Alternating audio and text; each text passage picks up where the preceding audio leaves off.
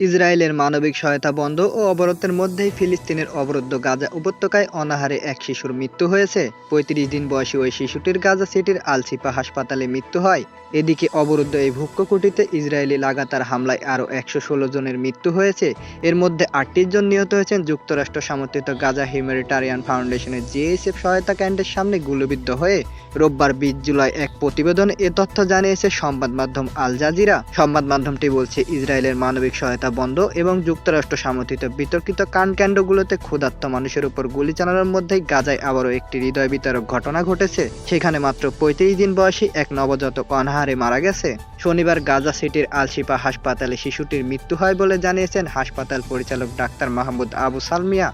তিনি বলেন, অপুষ্টি বা অপর্যাপ্ত খাদ্য গ্রহণে মৃতদের মধ্যে এই নবজাতকও রয়েছে। এদিন অন্তত ২ জন ব্যক্তি অনাহারে মারা যান আমাদের হাসপাতালে।